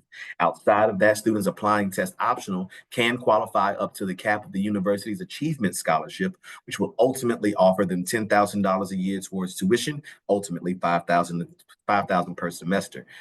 Keep in mind that on a test optional scholarship, they would also need to submit again that GPA requirement while also submitting a strong letter of recommendation and a strong essay. Now, Going into this fall, few days, I ask everybody to remember to keep in mind, especially for your students. If you've had any students in your schools already apply to Tuskegee University, please remind them that the FAFSA is open for the fall of 2025. Make sure they go ahead and get that in. I like to remind students that while the word FAFSA on paper means free application for federal student aid, I like to say that what it truly means is that first applicants shall find aid. It's very much first come, first serve. So the sooner you get that application in, the sooner you know what's available to you, the sooner you know how to bridge the gap between what you have and what you don't. For those of you that have students that have applied and have been admitted to Tuskegee University and received a scholarship from my office, please remind them that in order to retain that scholarship, it will be most beneficial to them to complete the pre-enrollment fee housing fee payment on or before March 31st. Now, if any of you have students planning on joining us in the summer, that's all fine and good. I do welcome them to do so, so long as they complete that application on or before May 1st. That is also our preferred deadline for notifying the university of your intent to enroll for the fall. However, you do ultimately have until July 1st to complete a fall term application and make that commitment to the university. Now, does anybody have questions regarding admissions for Tuskegee? If there are any questions, if y'all will add them to the chat and we'll get to them in just a moment. All right, University of Alabama. Hey, this is Christy again. So again, I cover for the University of Alabama, Jefferson and Walker counties. And our application for in-state students is still open at this time. The competitive scholarship deadline has passed. It was January 10th. The merit-based scholarship deadline is not until May 1st. What that means for your students is they cannot take any ACT or SAT this spring. The last test date for those were back in the winter, with the last ACT being the December test, but they can submit test scores to receive a merit-based scholarship until May 1st, which this helps those students who may have had a change in plans or, just for some reason applying late and have test scores that fall on our merit-based chart. So so that is the scholarship information. Our orientation, Bama Bound orientation will open up probably right on February 1st or 2nd. And the housing priority deadline is also going to be on February 1st. So as stated earlier, we are test optional for the current class of fall 2025 that will be applying, but that decision has not been made yet for those who will be applying in fall of 2026. So if you are a test optional student, we just need that application as well as your application fee and your transcript.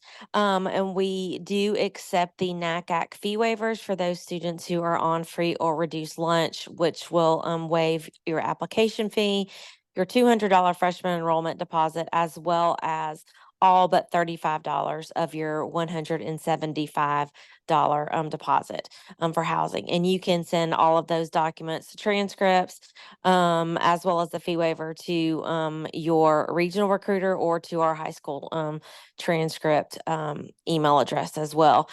Test scores, we are only accepting test scores directly from the testing agency. So that pretty much sums up just what our application process is at the University of Alabama.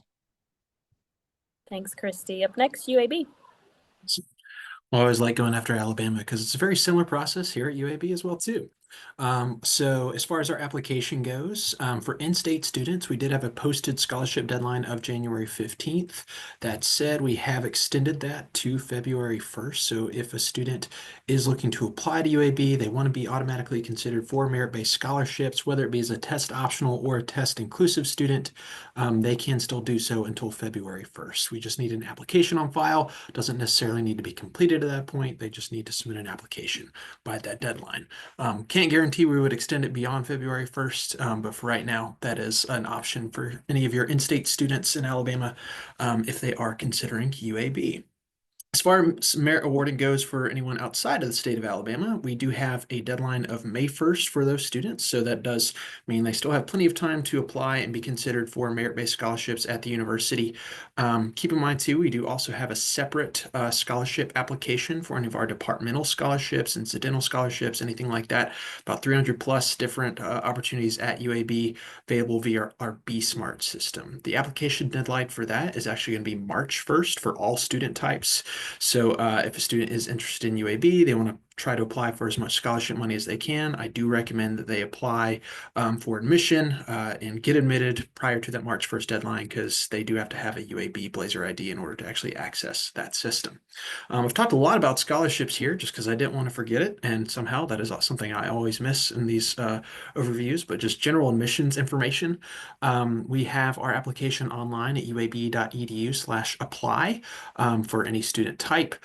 We also are part of the Common App, so either way a student applies is totally fine. Our application just requires about 30 minutes of student's time, just filling out some information about who they are as a student, as a person, things like that. We don't require essay, resume, letters of recommendation, anything like that. It would just be transcripts submitted directly by the school, whether it be through SCORE, Parchment, any of those services are preferred, or they can also be submitted by the counselor to transcripts@uab.edu. They just cannot come from a student's hands directly or via email. It has to come directly from a school official. Test scores, like Alabama, we do prefer to have those submitted by the testing agency directly for official upload. If there's ever an issue where that is just not possible, we can work with an official score report that is submitted by the counselor on the student's behalf. That is, if that is not possible to send the official score via the testing agency itself. We do have a $40 application fee. We do offer fee waivers for students who have NACAC fee waiver or maybe are on free reduced lunch and have confirmation of that from their high school counselor. So once students are able to knock out all of those things, they should receive an admissions decision from us within about 2 to 3 weeks of their application completion via both mail and email. One other thing to consider as well too, for out-of-state students, we do accept up until the February ACT and March SAT for scholarship consideration, seeing as how their deadline is not until May 1st. And we do automatically upgrade scholarships depending on a student's highest composite on what we receive, but before and after the application itself as well too. So we do highest composite UAB, not super score, just highest composite for admissions and scholarship purposes. Looking forward to fall 2026, Christy kind of mentioned it as far as test optional goes. We are test optional at UAB right now. Students who are test optional have no difference in scholarship consideration as far as the amounts available to them as compared to a test inclusive applicant. As of right now, the University of Alabama system has not made a decision either way to extend test optional policies to fall 2026 officially yet. I believe that is going to be decided here in the next couple of weeks, so likely we'll have a system-wide update on that here fairly soon. Beyond all that, that is kind of the gist of admissions at UAB. If your students are interested, I already mentioned once our UAB preview day. We love to have students on campus whenever possible. We do offer tours every single Monday through Friday. So uab.edu/visit. If a student wants to come and visit before they want to commit to applying to UAB, they can absolutely do that via uab.edu/visit. That's all I got. Hey folks, Chris again, University of Alabama in Huntsville. Similar to what you've heard from the two just prior to me, we are still accepting applications for fall 2025. Students can apply on our website or via the Common App. Either application is completely fine with us. It's a $40 application fee, and we have similar waiver processes. So if students need assistance with that, please let us know, or you're welcome to contact us as well for that. The application process is really simple. Aside from the application itself, we do require the official high school transcripts sent from the school, either directly by you or through a secure service. And then we do require test scores. We are also test optional, so students do have the option to apply without standardized test scores if they so choose. We do encourage students who are applying test optional to have at least a 3.0 high school GPA to be a competitive applicant for admission. So that's the only thing we encourage them to consider. We have a deposit deadline this year that's new. We're accepting a $200 enrollment deposit to secure your space in the class for registration, and that's due by May 1st, but that's a pretty soft deadline. We'll likely continue accepting deposits after that this year as well.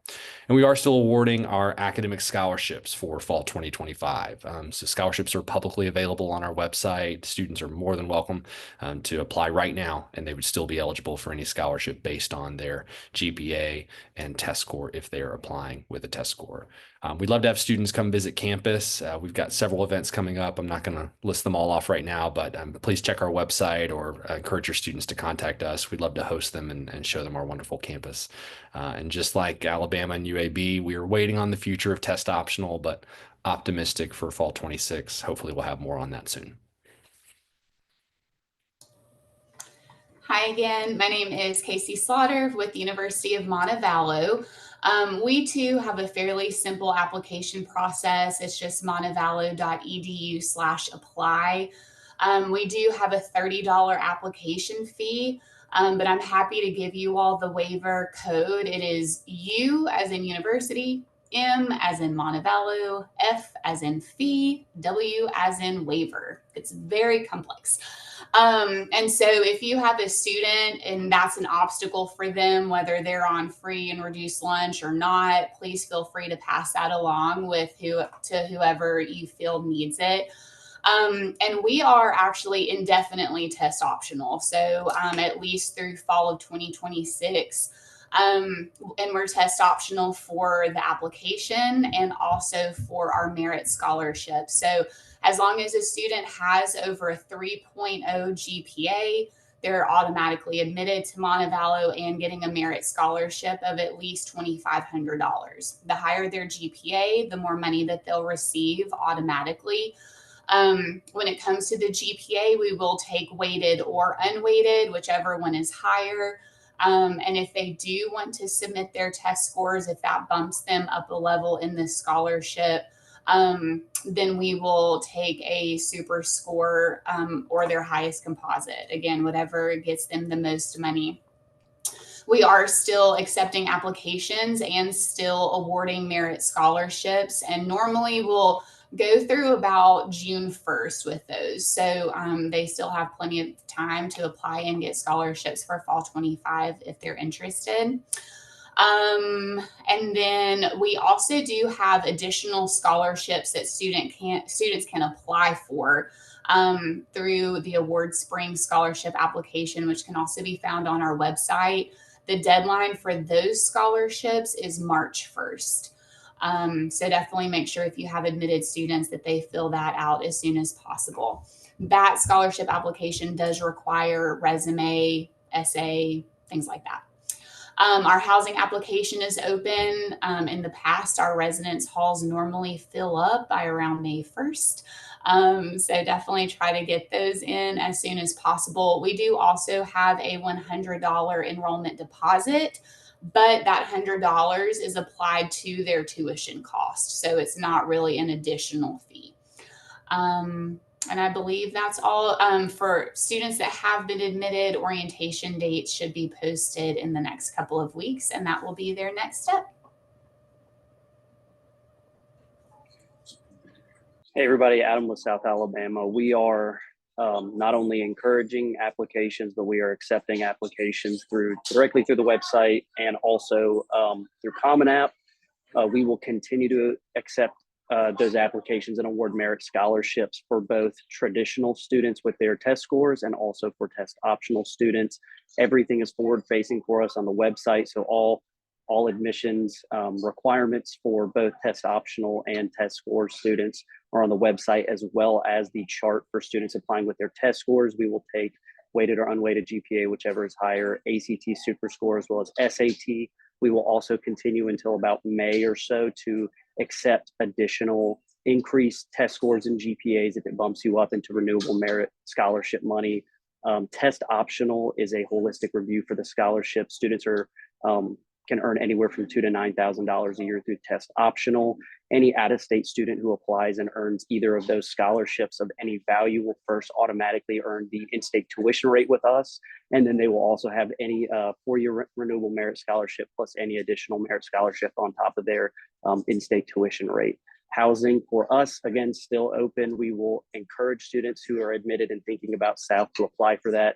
We do guarantee that students applying to South Alabama will be living first year on campus. As long as they don't live within a certain radius, they can opt out for that. But we do guarantee that students will live on campus. It's just priority based for us. Coming up is a deadline for any additional institutional scholarships. So Anything past February 15th, you will not be able to get anything more than just your admissions merit scholarship.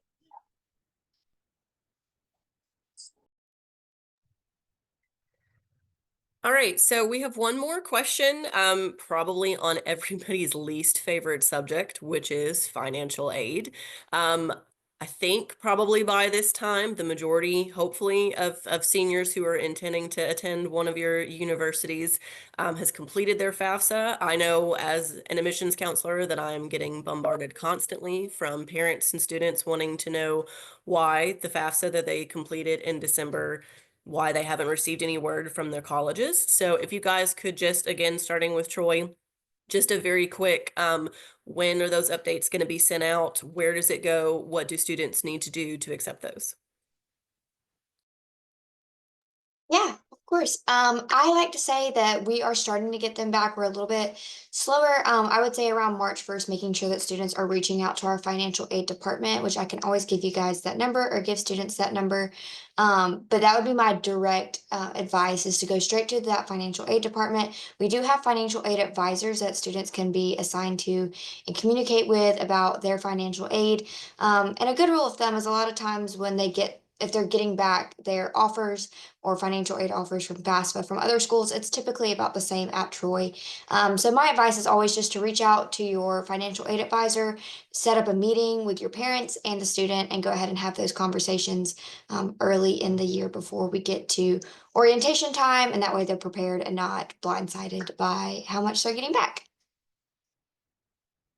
That's really all I have. All right, Tuskegee, if you'll touch on your financial aid policies. So, of course, for financial aid here at Tuskegee University, it is most beneficial to make sure you have completed and submitted your free application for federal student aid. At current, I do believe they're planning on rolling out financial aid packages normally somewhere in the neighborhood of the middle of March, right at the top of April. With that in mind, it's very important that you get that information in as soon as humanly possible. Like I said during my presentation before, this gives us the opportunity to know exactly what you need, what you're missing, and how we can help you bridge the gap between what you have and what you don't. So the sooner we have those answers, the sooner we can start looking for solutions to help you come to Tuskegee University.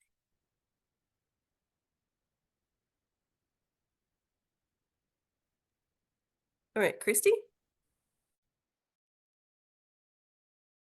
Hey, so with the University of Alabama too, fortunately and unfortunately, not sure how it could be viewed, but we do not, I can't see any of the financial aid information. The priority deadline this year was December 1st.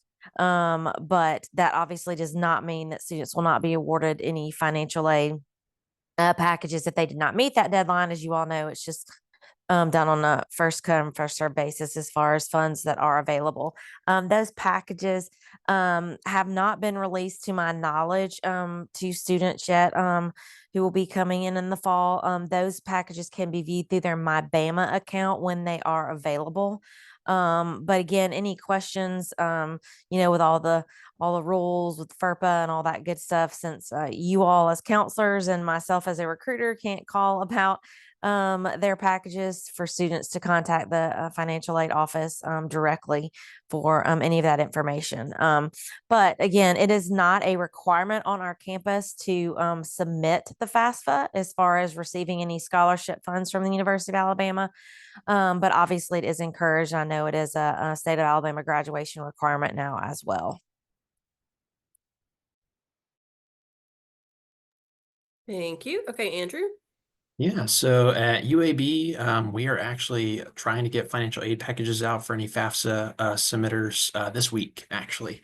The hope is to actually have freshman awards go live on BlazerNet for any student who applied for FAFSA as it opened, what was that, November 1st, around that time. So we typically prioritize first submitted first to receive their package. And so those should hopefully go out starting today throughout the next couple of weeks here. We do send out financial aid notifications as far as federal aid goes, both on a student's My Financial Aid tab on their BlazerNet homepage. But they can also, well, not they can, they will receive a financial aid letter too for all aid that has been offered / accepted as well too, just giving more in-depth look as to what their financial picture looks like at UAB. One of the things that our team offers in admissions as well too is the opportunity to go through what we call a cost value call. And essentially that's working through one of our cost of attendance worksheets and applying that financial aid information to our estimated cost of attendance to give a student a better idea of what they can estimate as far as their out-of-pocket costs that they might incur going into fall semester. One thing to mention too is that tuition rates for our schools in the University of Alabama system are typically set in June. So what we provide right now is the best estimate we can give based on the information we currently have.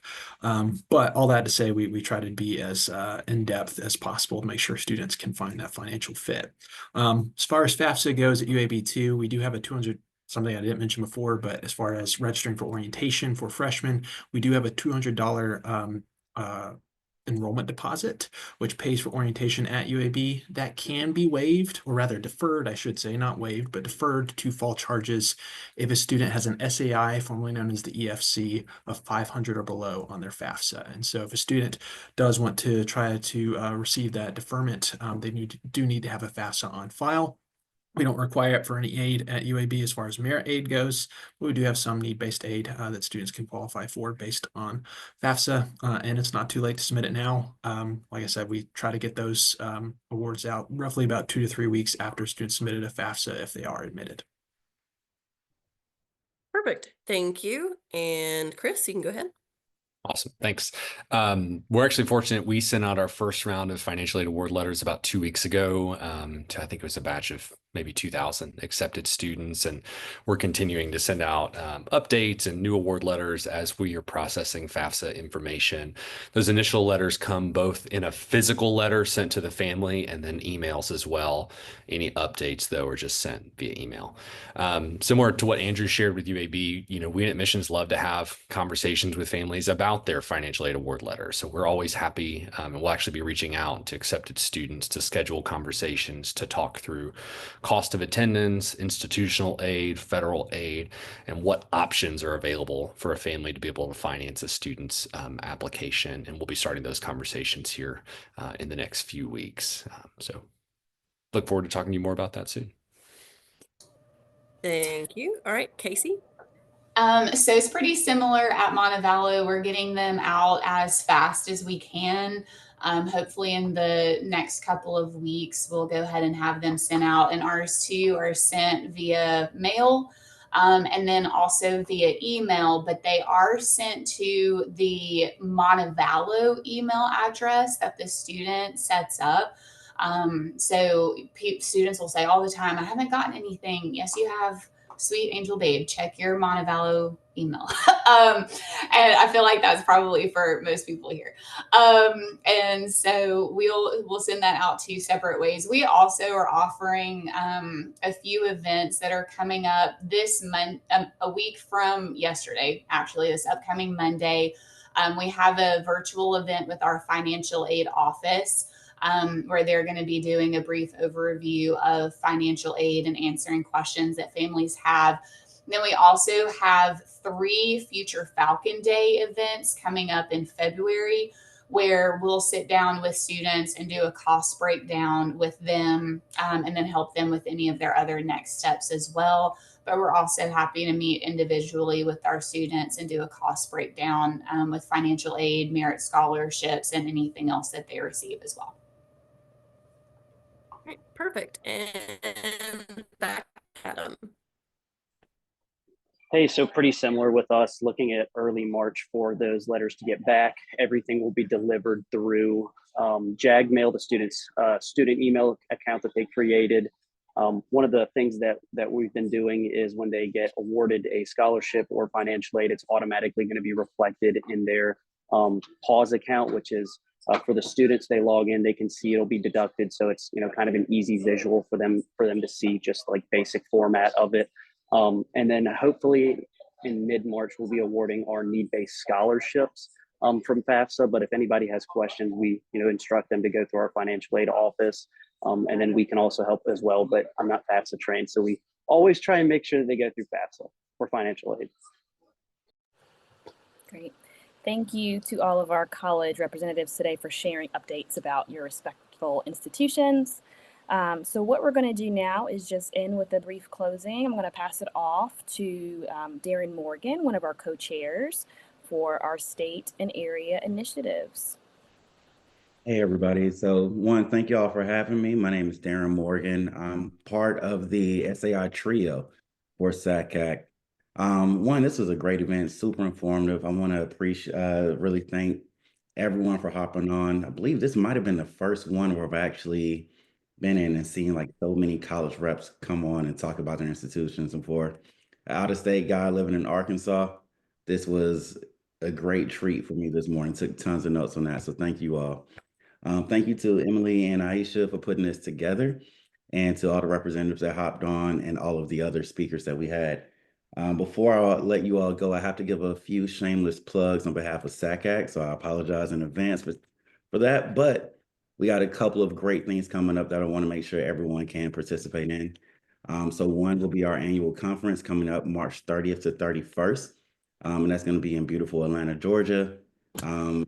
If you are able to make it out, it's going to be a great time. On the screen, we have information about our free access membership, and that is free for public school and community-based organizations throughout SACAC's regions.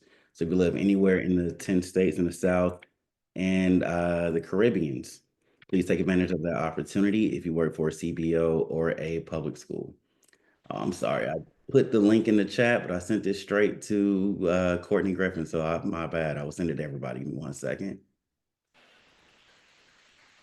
All right, so this is the information here for Dry Run. Dry Run is an amazing professional development opportunity for newer counselors. If you are new and want to learn more about the field, or if you want to be a part of the faculty and pay it forward to younger members of our profession, those dates will be July 20th to July 23rd, and it's going to take place in Rollins College in Winter Park, Florida. And the very last one will be our Sweet Tea College Tour. Sweet Tea College Tour the dates will be June 9th through the 13th, and this year is going to be through Florida. So we're accepting applicants for 40 counselors that would love to travel around Florida to learn more about colleges such as FIU, Lynn University, University of Miami, and so many others. It will be a really great opportunity, especially if you're living in the South and your students are looking at colleges in Florida, to learn about so many of them in a 1-week span. All right. Again, thank you all for hopping on and participating on the call. Really appreciate all of our volunteers and all you do for SACAC. So I hope you all enjoy the rest of your day. Take care.